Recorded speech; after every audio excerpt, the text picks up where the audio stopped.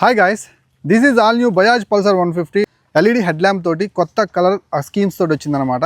ఈ వీడియోలో నేను ఈ బైక్ సంబంధించిన కంప్లీట్ రైడ్ రివ్యూ మీకు ఆఫర్ చేయబోతున్నాను. వీడియో ఎక్కడ స్కిప్ చేయకుండా లాస్ట్ వరకు చూడండి. వీడియో కనుక మీకు నచ్చినట్లుగా అయితే ఇప్పుడే లైక్ చేయండి అండ్ మన ఛానల్ని కొత్తగా ఎవరైనా చూస్తుంటే సబ్స్క్రైబ్ చేసి చూస్తున్నారని ఆశిస్తున్నాను. లేట్ చేయకుండా కొన్ని స్పెసిఫికేషన్స్ చూసి ఈ రైడ్ అయితే స్టార్ట్ చేద్దాం. ఈ వెహికల్లో మెయిన్ అప్డేట్ అంటే మనకి ఇక్కడ హెడ్ ల్యాంప్లో జరిగింది. కంప్లీట్గా మనకి కొత్త న్యూ హెడ్ ల్యాంప్ అన్నమాట. డిఆర్ఎల్స్తో పాటు వస్తుంది. సో అలాగే హై బీమ్ లో బీమ్ కూడా ఉంటుంది. అలాగే సైడ్ ఇండికేటర్ లైట్స్ మనకి హాలోజన్ బల్బ్ నుంచి ఎల్ఈడీలోకి చేంజ్ చేశారు. ఫ్రంట్ హెడ్ ల్యాంప్ మీకు చాలా రిఫ్రెషింగ్గా చాలా కొత్తగా కనిపిస్తుంది అన్నమాట ఇక్కడ నుంచి. అలాగే ఇప్పుడు మీరు చూస్తున్న colour orange colour, green colour మీద ఆరెంజ్ కలర్, అలాగే గ్రే కలర్ కాంబినేషన్ తోటి చూడటానికి చాలా డిఫరెంట్గా ఉంది. ఇది కొత్త కలర్ అనమాట. రెగ్యులర్గా మనం చూస్తే బ్లూ, రెడ్ అలాగే గ్రే కలర్ కాకుండా ఇది ఒక కొత్త కలర్. డోమ్ మీద కూడా మీరు 150 లోగో చూడొచ్చు. ఓవరాల్గా చూసుకున్నట్లయితే ఇది మనకి సింగిల్ సీట్ వేరియంట్.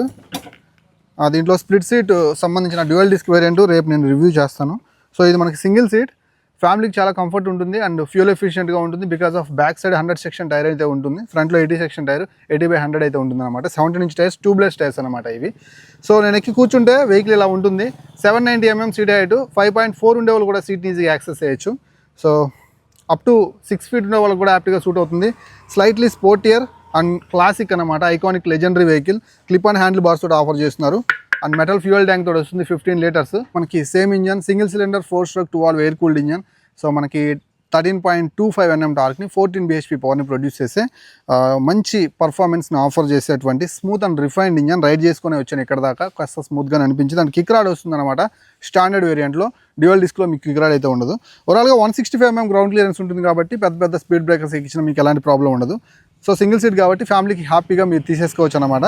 సో ఈ వెహికల్ యొక్క ప్రైజింగ్ డీటెయిల్స్ అనేవి నేను ఫస్ట్ కామెంట్లో, డిస్క్రిప్షన్లో పిన్ చేస్తాను. అక్కడికి వచ్చి ఒకసారి చూడండి. బికాస్ ఆఫ్ నాకు ఇంకా క్లారిటీగా తెలియదు. అఫీషియల్ సైట్లో కూడా ఎక్స్-షోరూమ్ ప్రైస్ కూడా ఇంకా రివీల్ చేయలేదు. ఇక డిజిటల్ కన్సోల్ అయితే యాజ్ ఇట్ ఈజ్ ఉంది. లాస్ట్ వర్షన్లో ఎలాంటి డిజిటల్ కన్సోల్ చూసాం అదే digital console without gear shifting indicator అనమాట. Speedometer, odometer, trip meter, tachometer, time, real time mileage, average mileage ఇవి చూసుకోవచ్చు. అలాగే లో ఫ్యూల్ ఇండికేటర్ అయితే ఉంటుందన్నమాట. కొంచెం కలర్ఫుల్ కన్సోల్ ఇచ్చినట్లయితే బాగుండేదని నా ఒపీనియన్ దీని మీద. సో అలాగే ఇది మనకి ఆల్మోస్ట్ 50 kmph మైలేజ్ అయితే ఆఫర్ చేస్తూ ఉంటుంది. సో ఎకనామీలో రైడ్ చేయండి, మంచి మైలేజ్ వస్తుంది అనమాట. ఇంకా సస్పెన్షన్ వైజ్ చూసుకుంటే back side dual shock observers, అలాగే ఫ్రంట్లో 33 mm టెలిస్కోపిక్ ఫోర్క్లు అయితే ఉన్నాయన్నమాట. సో ఇంకా ఫ్రంట్లో వచ్చేసరికి మనకి సింగిల్ ఛానల్ ABS తోటి వస్తుంది. అలాగే 260 mm డిస్క్ బ్రేక్ కాంబినేషన్ అనమాట. 130 mm డ్రమ్ బ్రేక్ అయితే ఉంటుంది. అండ్ ఓవరాల్ పర్ఫార్మెన్స్ ఎలా ఉందో రైడ్లో మాట్లాడుకుందాం.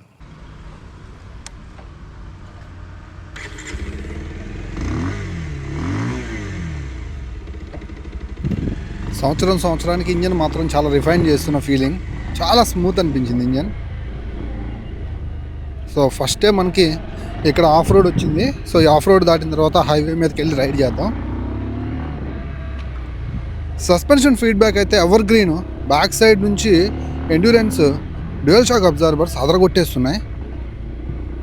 అండ్ సస్పెన్షన్ ఫ్రంట్లో 37 mm దీనికి కూడా ఇస్తే బాగుండు అనిపిస్తుంది ఎప్పుడు కూడా. ఎందుకంటే ఎట్లాగో వీళ్ళ దగ్గర ఉంది ట్విన్ డిస్క్లో, అది కూడా మనకి స్టాండర్డ్ వేరియంట్కి ఇస్తే బాగుండేది. ఎందుకంటే ప్రైస్ కూడా ఆల్మోస్ట్ మంచి ప్రైజే పెడుతున్నారు కాబట్టి.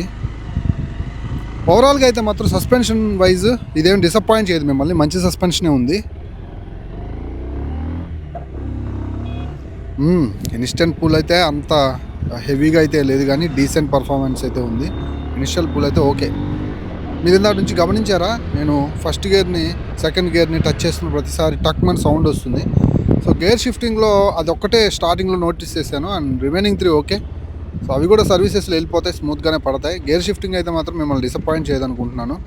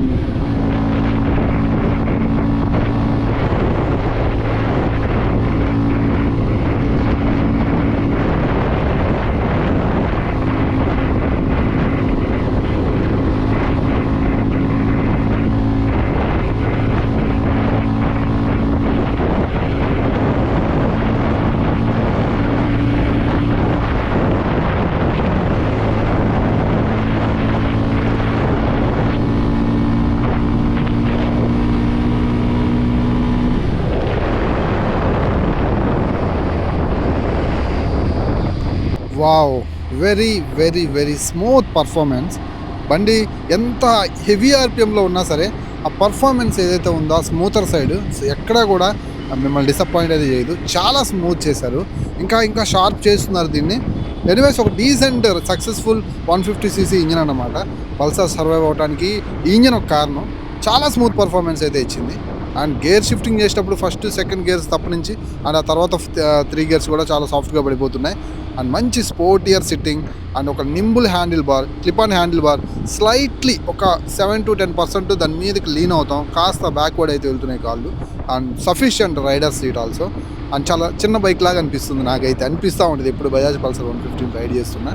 సో దీనికి 100 సెక్షన్ టైర్ కూడా ఉంది కాబట్టి మంచి మైలేజ్ రావాలంటే మీరు కొంచెం డీసెంట్గా రైడ్ చేయడానికి ట్రై చేయండి. సో ఒక 55-60 దగ్గరలో కనుక మీరు రైడ్ చేస్తే 55కి అయితే తగ్గే ఛాన్సే లేదు. సో అఫ్కోర్స్ ఈ బండి అలా ఎవరు రైడ్ చేయరు అనుకోండి, 70 దాకా వెళ్ళొచ్చు చాలా నింబుల్గా. నేను ఆల్మోస్ట్ 100 కూడా రీచ్ అయ్యాను. అన్ఫార్చునేట్లీ అది మీకు నేను చూపించలేకపోతున్నానా, స్క్రీన్ మీద కనిపిస్తుందో లేదో మీరైతే ఒకసారి జడ్జ్ చేయండి. చాలా లైట్ హ్యాండ్లింగ్ అండ్ మీరు ఈజీగా టర్న్ చేసుకోవచ్చు. కానీ హైవే మీద మీరు సిటీ ట్రాఫిక్ కండిషన్స్కి కొంచెం ఇన్స్టెంట్ యూటర్న్స్ కొడతానంటే ఇది మనకి చాలా ఎక్కువ టర్నింగ్ స్పేస్ తీసుకుంటుంది, అది మీరు గమనించాలి. బజాజ్ పల్సర్ 150 ఫస్ట్ నుంచి అంతే.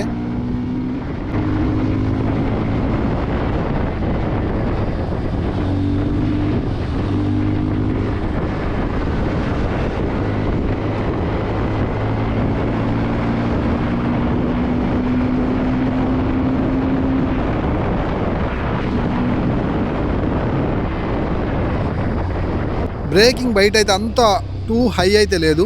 అండ్ బ్యాక్ సైడ్ బ్రేక్ని కొంచెం కేర్ఫుల్గా కొట్టండి, స్లైట్లీ పట్టేస్తున్న ఫీలింగ్, కొంచెం స్కిడ్ అవుతుంది. అండ్ ఫ్రంట్ బ్రేక్ ఏబిఎస్ ఉంది కాబట్టి కాన్ఫిడెంట్గా పట్టుకోండి, no problem. Braking was decent, అంతా సూపర్ అని చెప్పలేం కానీ డీసెంట్. కన్సోల్ కనిపిస్తుందా మీకు? సో ఇందాక నేను హైవే మీద 100 స్పీడ్ టచ్ అయ్యాను. సో అది మీరు కనిపించింది నాకు అనుకున్న వాళ్ళు కామెంట్ సెక్షన్లో కామెంట్ చేయండి. అన్ఫార్చునేట్లీ లాస్ట్ వర్షన్లో ఉన్న అదే కన్సోల్ తీసుకొచ్చి పెట్టారు, అది కొంచెం బ్రైట్నెస్ తక్కువ ఉంది, సన్లైట్లో అంత విజిబిలిటీ లేదు. దీన్ని కలర్ కన్సోల్కి మార్చాలని నేను అనుకుంటూ ఉంటాను ఇప్పుడు. అండ్ ఇయర్ కూడా మిస్ అయింది, నాకు తెలిసి మిడ్లో అప్డేట్ చేస్తారు అనుకుంటున్నాను, ఇయర్ మిడ్లో. సో ఇది రిక్వైర్డ్ అనమాట ఈ వెహికల్కి. అంతా బండి చాలా బాగుంటుంది. ఇది కన్సోల్ విషయంలో కొంచెం ఆ క్లారిటీ మిస్ అవుతుంది అనమాట. ఇంకా గేర్ పోస్టింగ్ ఇండికేటర్ కూడా తెస్తే బాగుంది, ఎందుకంటే ఈ మధ్యకాలంలో 125cc వెహికల్స్కి గేర్ పోస్టింగ్ ఇండికేటర్ చూస్తూ ఉన్నాం, దీనికి ఇంకా లేదు అది. వైబ్రేషన్స్ గురించి అయితే పెద్దగా మీరు ఫికర్ పడొద్దు, 80 తర్వాత స్లైట్లీ స్టార్ట్ అయ్యాయి. సో అవి అంత ఇబ్బంది పెట్టట్లేదు, ఫుట్ పెక్స్ దగ్గర అండ్ హ్యాండిల్ బార్ దగ్గర స్లైట్లీ తెలుస్తున్నాయి అంతే. ఓవరాల్గా చూసుకుంటే ఒక మంచి డీసెంట్ పర్ఫార్మర్, మంచి మైలేజ్ ఆఫర్ చేస్తూ ఉంటుంది ఫ్యామిలీ కోసం చూస్తున్నట్లయితే. అండ్ వాళ్ళని దించేసిన తర్వాత ఒక మంచి స్పోర్టియర్ వెహికల్ కోసం చూసినట్లయితే this is the right choice, హ్యాపీగా తీసుకోండి.